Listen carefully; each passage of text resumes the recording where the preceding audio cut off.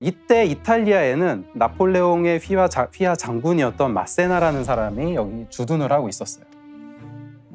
제노바 근처였습니다. 그런데 오스트리아 군대가 쳐들어와서 여기 다 막아버린 거예요. 끊었구나. 네. 나폴레옹은 마세나의 군대를 구하기 위해서라도 빨리 가야 돼. 그러면 나폴레옹이 빨리 가야 된다면 과연 나폴레옹은 어떻게 했을까요? 이렇게 직진했겠죠. 산을 넘어요. 빠르니까. 정답! 그냥 부하들은 죽어놨겠네. 그냥 직진 아니야? 야 시간 없는데 그냥 그 길을 가. 이게 전략이야? 전략이면 저기 돌아오는 게 전략이지. 원래 1796년에 이탈리아 원정을 갔을 때는 이렇게 갑니다. 알프스 산자락 끝으로 해서 돌아갑니다. 그럼 오스트리아는 어떻게 생각을 하고 있을까요? 글로 올 거라고 생각하겠죠. 이쪽으로 올 거라고 생각을 하겠죠. 누가 알프스를 넘어오겠다고 생각을 하겠어요. 갑자기 등장. 미친놈 아닌 이상. 그렇죠? 옛날에 기원전 3세기 때 한니발이 한번 넘어오고 나서 넘지를 않았어요. 바로 산 베르나르도 협곡을 가로질러서 넘어가는 겁니다. 근데 진짜 아무도 예상을 못했겠네요. 그렇죠?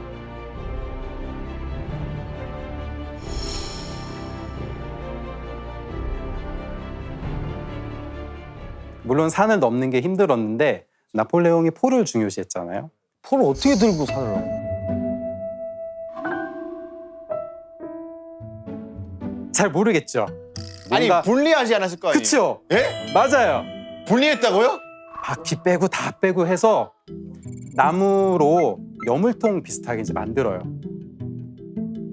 그 줄을 달아서 사람들이 끌고 올라갔어요.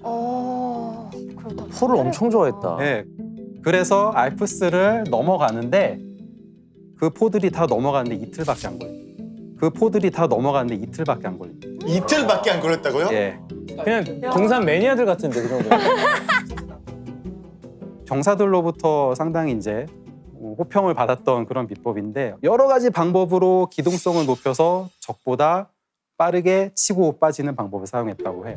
그리고 제가 듣기로는 또 막 그런 텐트 같은 것도 없이 그냥 네, 그냥 밖에서 잤다고 하더라고요. 그래, 그런- 맞아요. 병사들은 기본적으로 그냥 간단한 담요를 들고 갔어요. 그쵸. 그래서 몸을 담요로 돌돌 말고 그냥 바닥에서 잤어요. 와. 그래서 우리가 비박이라는 말 많이 쓰잖아요. 이게 프랑스어예요. 비박이? 비부악.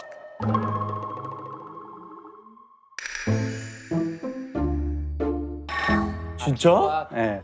비부악. 비박이였어요? 예. 전혀 몰랐네. Bivouac. Bivouac. 전혀 몰랐어요. 그거 신기하다. 진짜 몰랐어. 저도 처음에 비박이라는 말 듣고 진짜 비박 비자에 뭔 뜻이 있나 그랬었거든요. 그렇죠. 근데 알고 봤더니 비부학이었어요. 나폴레옹이 많은 사람들로부터 또 사랑을 받고 유명해진 비결이 하나가 또 있는데 그것은 바로 나폴레옹 법전입니다. 그렇죠. 르 코드 시빌 민법전이에요. 그치.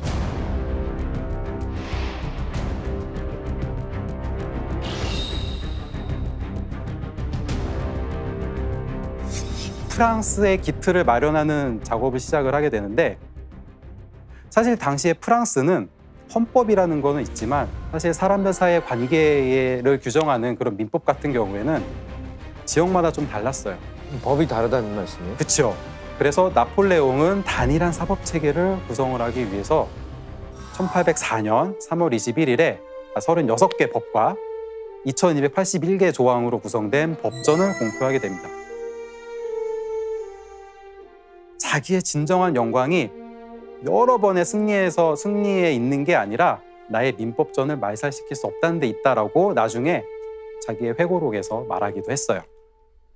함무라비 법전 그리고 로마법 대전과 함께 세계 3대 법전으로 알려져 있습니다. 이 법전은 사실 프랑스 혁명이 추진을 했었던 그런 특권의 폐지라던가 그다음에 여러 관습법 같은 것도 없애고 또 사유재산 같은 것도 인정을 하면서 프랑스 대혁명의 정신을 어느 정도 이어받았다. 이런 측면에서 프랑스 사람들한테 상당히 인기를 끌었어요.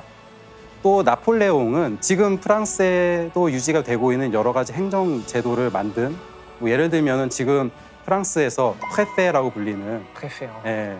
도지사 정도가 될 텐데 프레페도 나폴레옹이 만든 맞아. 책이고요.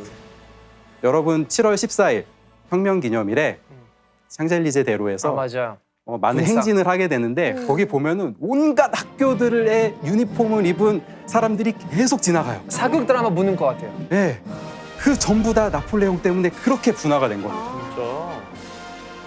프랑스의 최고의 이율배반적인 게 우리는 민중들이 들고 일어나서 혁명을 했는데 이제 최종 종착지가 황제. 얼마나 허무해요. 왕에서 황제를 만들어줬네. 근데 프랑스 사람들이 다시 왕 또는 황제가 돌아오는 걸 반길까요? 혁명에서 그렇게 피 흘렸는데. 가만히 있지 네. 않을 것 같은데. 예. 그래서 나폴레옹이 황제가 되기 위해서 선택한 설득 방법이 하나 있었어요. 바로 단두대에서 처형당한 루이 16세를 이용하는 거였습니다. 프랑스 사람들은 부르봉 왕실을 이미 쫓아냈는데 그 부르봉 왕실이 다시 프랑스로 돌아와서 왕을 할지도 모른다는 불안감을 사람들한테 심어준 거예요. 그리고 그 기회는 예상치 못한 곳에서 나타납니다. 왕정 복귀를 외치면서 영국의 이제 망명에 있던 왕당파 세력이 나폴레옹을 납치해서 살해하려고 했어요. 납치했어요, 근데? 실패로 들어갑니다. 사전에 발각이 돼요.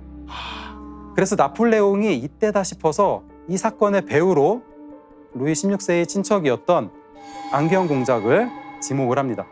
근데 이 공작은 사실 이렇게 멀리 떨어져 있었기 때문에 전혀 이 음모하고는 관련이 없었어요. 근데 나폴레옹이 이 혐의를 뒤집어 씌운 거죠. 아, 이 배경엔 이 사람이 있다. 그래서 이 사람을 찾아서 죽입니다.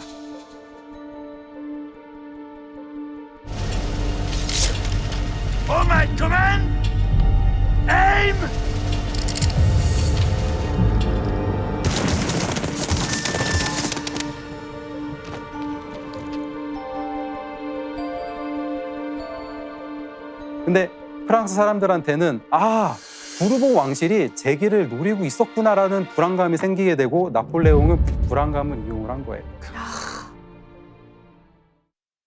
이렇게 국민 여론까지 잘 조성을 해놓고 이제 나폴레옹은 이 기세를 몰아서 프랑스 최초로 황제를 뽑는 국민 투표를 실시합니다. 자, 그럼 여기서 문제 한번 가죠. 나폴레옹의 황제 즉위에 대한 찬반 국민 투표에는 두 가지의 공지사항이 있었다고 합니다. 한 가지는 현재 공화국의 제1통령인 나폴레옹 보나파르트가 프랑스 황제가 된다 였는데, 그럼 또 다른 한 가지는 과연 무엇이었을까요?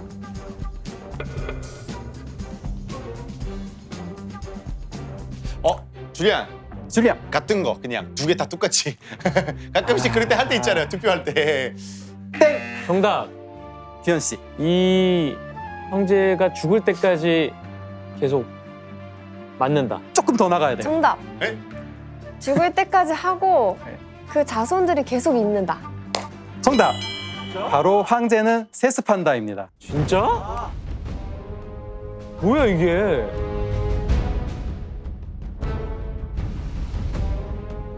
그러면 국민 투표를 했는데 찬반 투표를 한 거예요. 그럼 찬성률이 얼마였을까요? 압도적. 90 몇 프로겠지. 99%. 90. 99.9. 맞습니다. 90이에요. 찬성이 352만 1675표, 반대가 2579표입니다. 거의 몰표를 준 거예요. 그런데 나중에 역사가들이 이 투표 결과에 부정이 있었다. 주작. 이거를 밝혀내요. 조작이구나. 조작을 했다는 거죠.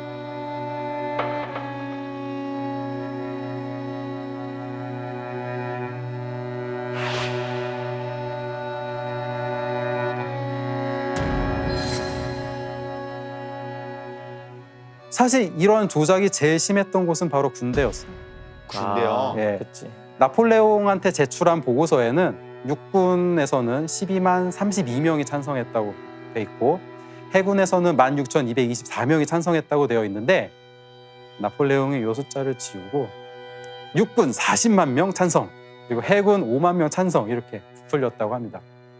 그래서 나중에 역사가들이 다 조사를 해서 정확하게 이 정도는 조작이다라고 확인한 수치만 한 21만 5천 표 정도라고 해요.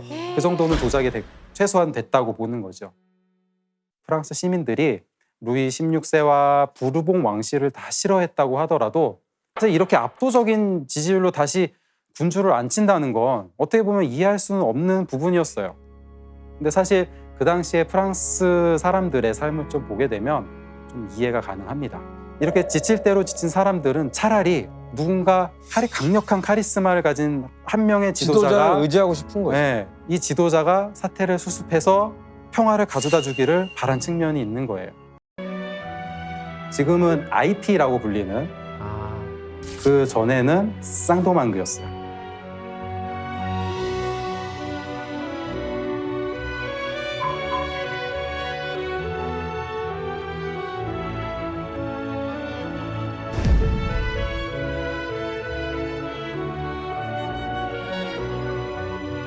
(1794년 2월에) 노예제가 폐지된 상태였어요.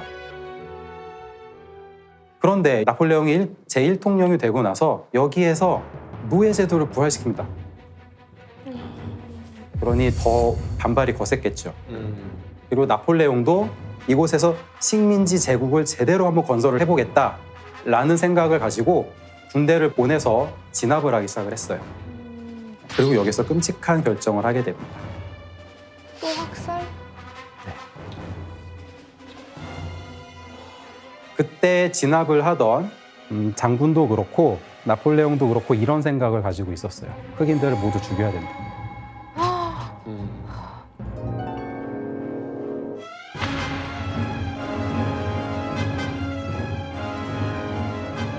그래서 어떤 장군은 12세 미만의 아이들만 제외하고 남자든 여자든 산속에 있는 모든 흑인을 죽여야 한다면서 총칼로 처형을 했어요. 또 목에 무거운 자루를 매달아서 바다로 밀어서 죽이는, 그러니까 수장시키는 거죠. 이런 학살을 저지르기도 합니다. 끔찍해요. 왜 인종차별주의라는 얘기 듣는지 알 것 그거는 같아요. 확실하네, 백인 우월주의. 네. 프랑스 군대는 흑인뿐만 아니라 유색인들을 죽여서라도 노예제도를 부활시키려고 했던 겁니다. 그런데 독립군의 거센 저항을 받게 되고 또 황열병이라고 하는 풍토병이 있는데 그 변수 때문에 결국은 2년 만에 군대를 철수하게 돼요.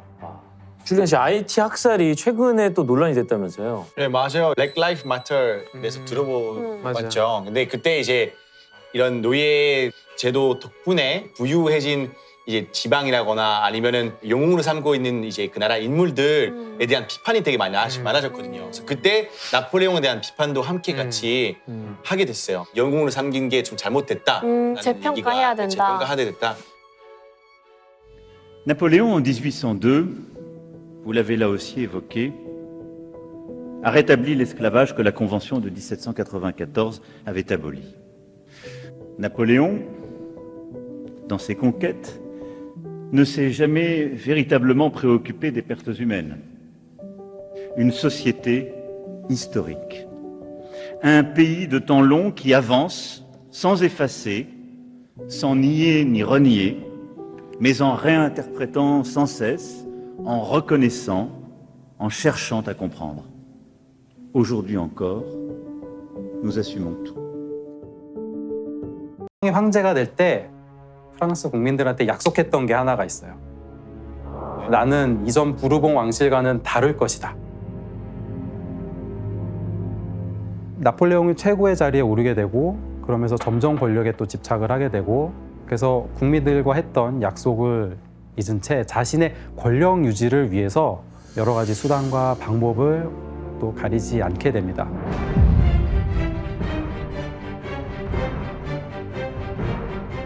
아까 자신이 직접 기사까지 쓰면서 자기 어떤 이미지를 막 만들어냈다고 했잖아요. 그뿐만 아니라 언론도 통제하고 검열을 강화하면서 또 자기한테 유리한 여론을 조성을 하기도 했어요. 그래서 실제 나폴레옹이 황제가 된 다음에 신문의 수가 급감합니다. 1799년에 쿠데타 이전에는 파리에 73개 신문이 발행이 되고 있었어요. 근데 쿠데타 직후에 그 수가 13개로 줄었고 이제 제정 말기죠. 1814년에는 파리에서 발행되는 신문이 4개밖에 안 났습니다. 아우, 진짜? 또 나폴레옹은 언론과 함께 프랑스 시민들의 입까지도 막아버렸어요. 예를 들면 근데 그때 당시에 20명 이상 모이지 못하게 합니다. 네? 코로나? 집합 금지. 20명 이상 집합 금지예요. 코로나가 생겼네. 갑자기. 근데 많이 모이는 장소들이 있죠. 프랑스에서 정말 많이 모이는 장소, 카페가 있어요. 근데 영업을 못하게 할 수가 없잖아요. 문을 닫게 만들 수가 없어요. 그래서 카페 같은 데는 경찰들을 보내서 감시를 엄청 심하게 합니다. 경찰까지. 이렇게 언론의 자유를 탄압했던 나폴레옹은 과연 스스로를 어떻게 평가를 했을까요? 그러니까 나폴레옹이 직접 고백한 회고록을 보면 그의 생각을 읽을 수가 있어요. 내가 비난받을 것이 무엇이 있겠는가? 내 독재에 대해서 내 역사가들은 독재가 불가피했다는 것을 증명해 줄 거야. 이게 무슨 얘기? 정당화하는 그렇죠. 거죠. 나폴레옹은 자신이 자유를 억압한 게 아니라 시민들을 혼란한 시국에서 벗어나게 하기 위해서 스스로 속박한 거라고 생각을 했어요. 그래서 자신의 독재는 역시 어쩔 수 없는 선택이라고 생각을 했던 거죠.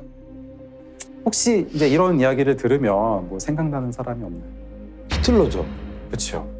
실제로 과거 이제 히틀러의 한 사령관이었던 사람의 말에 따르면 히틀러는 또 다른 나폴레옹이 되기를 원했다고 해요. 롤모델이었구나.